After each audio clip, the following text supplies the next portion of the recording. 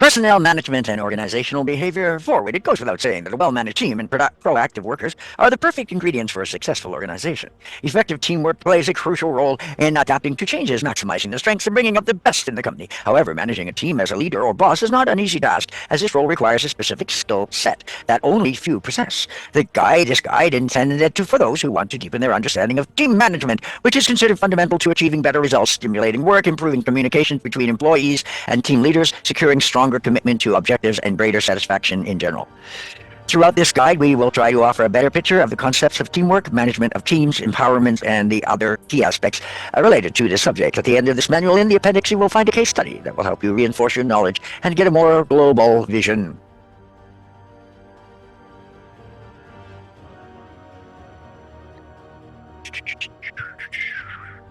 Team contextual aspects. When we talk about teamwork, the first thing that comes to mind is the idea of working together, but the concept goes far beyond this and conveys a much deeper message before getting into the details, which should first define the word team. Kaltenbach and Smith, in their book The Wisdom of Teams, defines a team as a small group of people with complementary skills committed to a common purpose, performance, goals, and approach for which they are mutually accountable. This definition already reveals some of the aspects of what it means to work as a team, and these are commitment of all the team members to a common purpose, responsibility of each member of the team for the proposed objectives. Working as a team means uniting people and results with the aim of reaching the desired outcome, since it is strongly linked to performance. Team members not only join their efforts to obtain a goal and settled results, but they also do it to achieve a desired performance. A work team needs to be totally committed to the desired result and, above all, to the common purpose.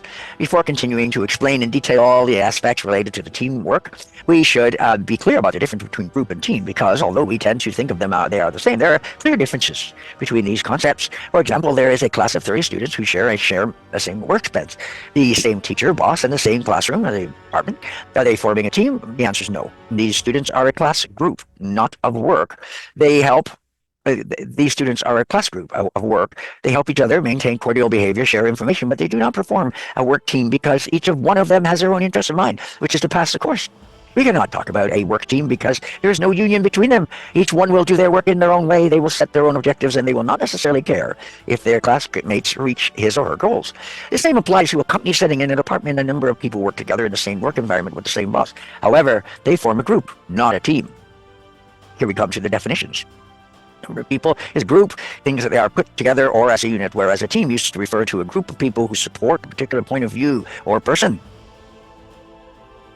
Characteristics: consideration of totality, non-consideration of goal or task, may or may not be organized. And here in characteristics, interrelationship of people, they share a goal or task, organized or being organized.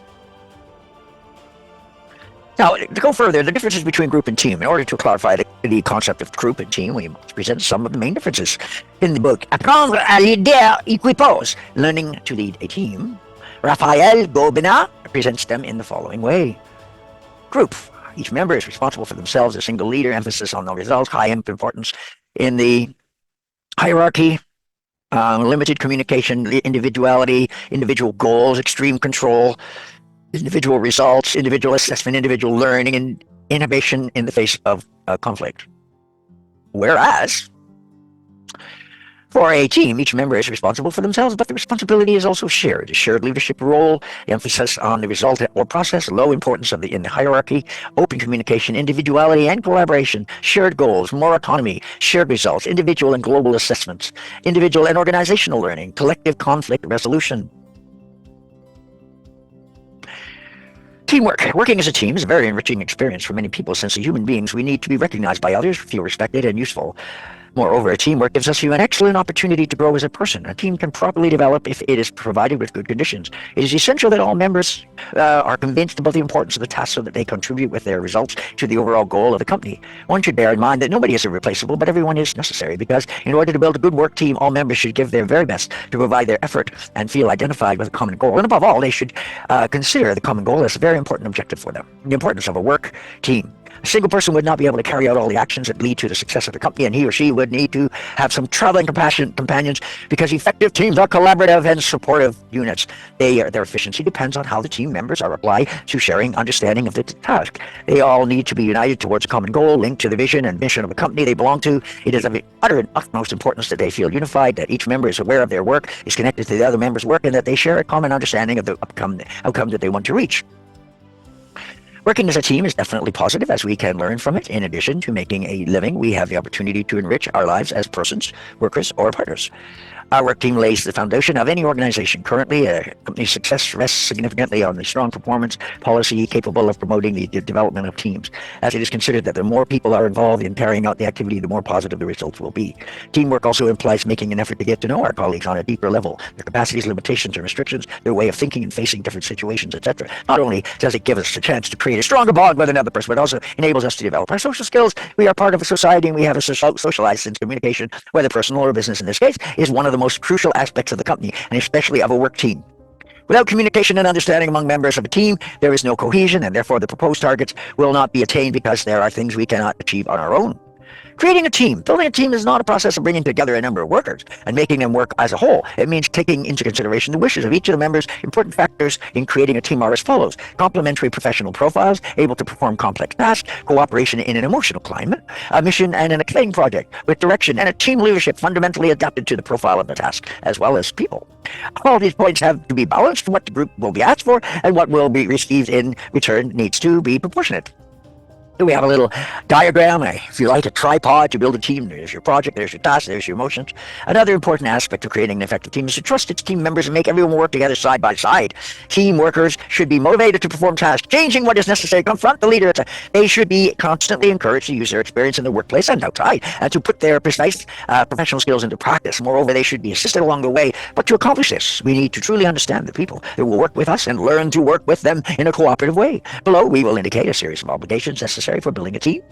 Being aware of the emotions of each of the team members will be able to produce and increase the team's self-esteem and modify moods that are not very favorable. Keeping a balanced state of mind, knowing how to transmit motivation, enthusiasm, and confidence to the team members, controlling impulses, which we might call self-control, trusting our team. Final results depends on it. Knowing how to delegate, being consistent with the actions that will be developed. The following figures indicate the parameters that determine the correct operation of a team. Please note: trust, leadership, participation, conflict management, common goals, communication, mutual support, trust, and so on and so forth. A never-ending circle until the job is done. Classifications of work teams, well, it can be very extensive, since there are many ways of classifying them, but there is an unplanned classification of groups: formal and informal. A formal work team. These teams are recognized officially by an organization to fulfill a certain purpose. These groups are created to perform essential tasks. An example would be a team formed by a department head or his or her collaborators, and also a team leader that belongs to a specific department of the company along with the team members. Let's see that last sentence again. Also, a team leader that belongs to a specific department of the company along with the team members. Here's the characteristics of a formal team. Dimension, main goal, efficient formal work team, benefit, efficiency, and service, origin, general manager, the influence on the members' authority and monetary rewards. This is what influences them: communication from superior to informal. It's kind of formal.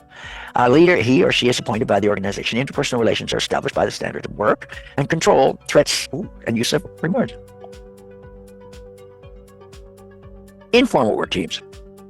Now, teams that tend to perform tasks and activities not particularly required for the organization, but which are important to the company. They present a whole series of characteristics. For example, members of the team meet naturally in a work context and they emerge spontaneously. The informal team is not recognized by the organizational chart. Book reminds me of Dostoevsky, The Formal and the Informal Military Protocols. And is not officially created to serve a specific purpose. As a result, arises from natural relationships between people. These teams could be recognized as teams of interest because the members come together for a common cause or to achieve a common goal. For example, there could be some problem with the working conditions and the people would gather to deal with them. They are not necessarily groups with a negative influence, as they can have a positive impact on the job influence. These groups can help meet the social needs of their members because formal work teams do not always satisfy them. So here are some of the characteristics. The main goal is the satisfaction and safety of the members. The origin is spontaneous. The influence of members is personality. Communications from person to person, all through channel. The leader, it might arise spontaneously from the group. Interpersonal relations are spontaneous and controlled by strict social sanctions. Groups are not classified into formal not only classified into formal and informal ones, there are also several other ways to organize them. Now we will have a look at teams classified according to task. This comes from Boyett and Boyett. They have presented this classification in their business guide. Lo mejor de los días, the Guru Guide. Work teams. Cross-functional teams are made up of employees of the same hierarchical level, but from different functional areas who work together a common goal. Those teams should involve managers from all areas of the company, as they would get team members to commit to work and simply simplify the acceptance of the changes that could be made in sections of the company that depend on them. And then we have problem-solving teams formed to attain a common goal, make the most of the people's talents, and to help each other. People coordinating this work team need to be an expert in managing teams and has to know the planning area as well. And then we have improving performance teams to increase effectiveness and improve work performance. And we have process teams. Members of this team are supposed to work collaboratively towards accomplishing process-based initiatives.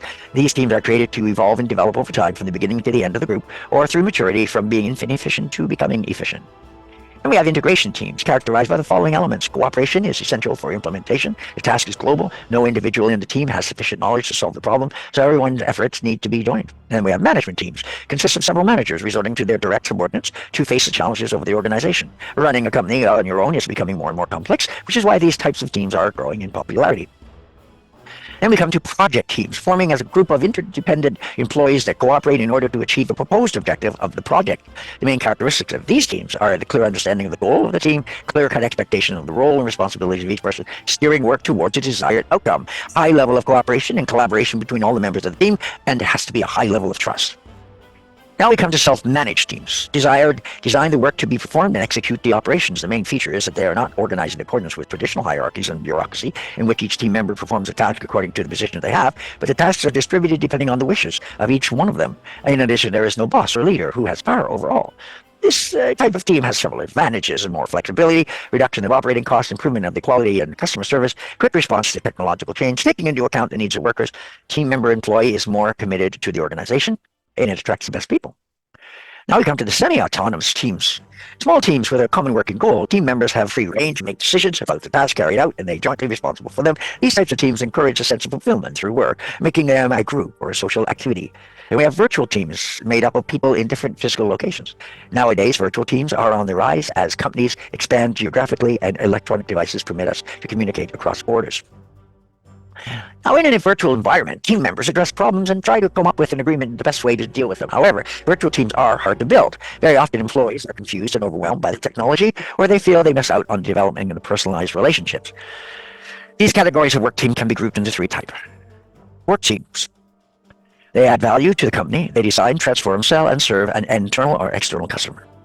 Processing teams. They advise on changes aimed at improving costs, processes, and improvements, and they can be temporary teams.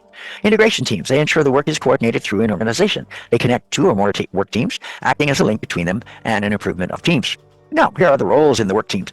It is universally acknowledged that each person displays different patterns of behavior. People differ when it comes to personality, characteristics, work habits, thinking, etc. They might all be committed to achieving their goal, but they act differently. They develop roles, and in a team, each member develops and interprets their own role. People play their own roles in various aspects, in terms of the personality, their training, their experience, the skills and competencies which individual thinks others expect of him, the image that everyone has of his or her personality. According to Dr. Meredith Bellman, team role is one's particular tendency to behave, contribute, and socially interact. Is one's particular tendency. Oh, the team role is one's particular tendency to behave, contribute, and socially interact. We have to take into account and distinguish among the role we want to assume, the role we believe we have assumed, the role that others expect of us to take on, and the role attributed to us, and the role we really assume. That is a mouthful. Yes, it really is. Before classifying different roles, we will list the types of personalities that are manifest in a team. Aggressive and peaceful, happy, authoritarian, shy, charismatic, mean and selfish, intolerant, loving. Are there a few more? No. Oh, okay. Yeah. Trying to remember whether this is Maslow's hierarchy of needs or the other person's different properties. Aggressive, happy, authoritative, charismatic. Ooh. Wow. Thus, we can establish different roles within our work team. The leaders will have strong personalities, pointing the way for the other members of the team, creating conditions so that the group develops in a task evaluation. Oh, that's a nice little graphic. The The coordinator, providing orientation and guidance, reminding members of the goal and work plan, and being responsible for the how. Now we come to the expert, having knowledge and abilities necessary for carrying out the essential activities of the team, being creative and imaginative. The animator, maintaining a certain cheerfulness, brightening up the atmosphere in the group, being responsible for a good working relationship among the members. The researcher, collecting facts and data about the task, providing the group with useful information. Wow. The secretary, being the memory of the group, recording the entire process. Now comes to the observer, remaining somewhat away from the group, giving the group feedback on the performance. This is amazing. Wow. I want to read that again, bud. Yeah, that's just amazing. This is a good analysis. Yeah, guidance and special knowledge, cheerfulness, data collector, secretary, right on. The observer. Okay, yeah, like arms distance. In addition to these roles, there are other types. These are so-called negative roles, which hinder the development of the team. The dominator, influence the group through aggression, manipulation, and harassment, and creating negative emotions such as anger or despair. The liar, drawing attention to him or herself, diverting the group from the proposed task. The resistant role, being resistant to the process of the group, halting the process. Then we have the submissive role, which is not also very helpful, not having an opinion. Behavior based on fear, self-doubt, and insecurities, likelihood of becoming the scapegoat. Good point. Another negative one is the accuser, blaming others, making the other members feel guilty and discouraged, and then the fool, discrediting any initiative and breaking the unity of action of the team. Wow, I need to go over those ones again too, but this is just amazing. The negative types, here we go. Wow. This sounds like human nature. Yeah, this could be quite not helpful. Okay. Advantages and disadvantages of teamwork. Working as a team has a serious advantages and disadvantages when compared to individual work. And if we're able to exploit all the advantages of a team, we will have many positive results outweigh the results obtained through individual work. So let's have a look at the advantages. More information and knowledge. Your team will get more information together than any of its members separately. Problems and conflicts require the use of knowledge will favor groups over individuals. Greater creativity, the team will have several different perspectives, is more likely to find a better solution. Greater efficiency, the team that is coordinated and cooperates will work better and get things done than a person who's working individually. More acceptance is there if there is participation in a team. Support is provided so problems are resolved effectively. Therefore, if a team participation occurs, greater solutions will be accepted. The group and personal enrichment. Working in a team makes workers see others' perspectives and gain new information, enriches the team members individually and as a group. Understanding the decisions. There is better understanding of a decision made by all the members than a single decision made by one particular participant in the group. Motivation. Feeling part of the team inspires its members and increases their motivation to work. However, teamwork entails a whole series of problems that need to be avoided, and these are greater amount of time. It cannot be overlooked that teamwork requires more time than individual work. There are many activities that might be time consuming. Reaching an agreement with members, coordinating with them, decision making. When problems call for quick decisions, individual actions are advisable in order to avoid a greater amount of time. And then the decreasing responsibility. Problem of teamwork results when the results are negative and the sense of responsibility diminishes because it is split among all the members. Nobody is really responsible. And as everybody, diffused responsibility is nobody's responsibility.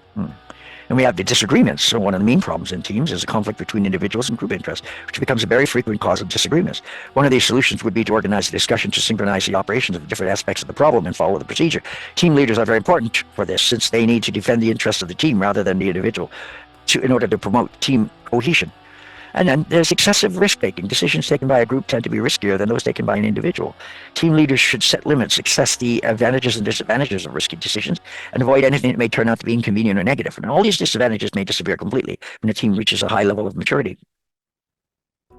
Evolutionary phases of work team. This is amazing. In order to have a desired goal in the smoothest way possible, the current stage of the team needs to be known to make necessary adjustments. We can differentiate 5 stages that evolve gradually. The formative stage involves the initial input of all members within the work team. It's a phase in which tasks and interpersonal knowledges are fostered. And it's characterized by great uncertainty about the purpose, structure, and the leadership of the team. Among others, members of the group might not have met each other before, and when they meet, the following questions will arise. What can this team offer me, and what can I add to the team? Will my needs be satisfied while my work and effort serve the needs of the team? The stage ends when the team members are considered part of the team. So now we have storm or conflict stage. It refers to a period of heated emotions. These are internal conflicts, for example, interpersonal relations such as anger, open hostility, struggles, and conflicts. Subgroups can also develop based on the area of consensus and disagreement regarding team tasks or ways of operating. The members accept the existence of the group but reject several restrictions imposed by it. Important changes can occur when agendas of tasks that are going to be carried out are defined and members are familiar with the interpersonal styles of each other. When does it end? Well, when there's a clear hierarchy of leadership. Now we come to the normalization stage. Members begin to coordinate as the work unit and tend to operate with shared behavior standards. Close working relationships are established and the team cohesion begins to appear. Little by little, a sense of identity and belonging to the team comes into the picture. Members tend to develop initial feelings of closeness, shared expectations, division of work and agreements. It is much more important to keep the team united than completing the task. The normalization phase ends when the group structure solidifies and a group of expectations that define the character of the team arise. Now we come to the performance stage. This is stage 4. What matters most to the team members is to successfully perform the task at hand. The team is more mature, properly organized, and works well. We can observe a total integration thanks to which members are able to face the tasks creatively and overcome any interpersonal conflicts. The main challenge at this stage is to develop essential relationships to work together and run operations within an integrated unit. Then we come to the closing stage. Team members are prepared to disband. It's very common for temporary groups to operate in a form of committee or project, which have a defined start and end. And in the best case scenario, the team disbands with the feeling of important goals have been achieved. The phase ends with the recognition of the members' contribution and overall success of the team. So here they are: forming, conflict, normalization, performance, and closing. All right, let's look at them as we go through. Short form. It will be uncertainty, interpersonal knowledge, and first tasks. Conflict, relations, sometimes heated, and might have some groups formed. Normalization, the work unit, and critical cohesion, I believe leadership has been identified. Performance with the mature team, integration and organization, and then we come to the committees or projects, disbanding the team, and the goals are achieved. Very good.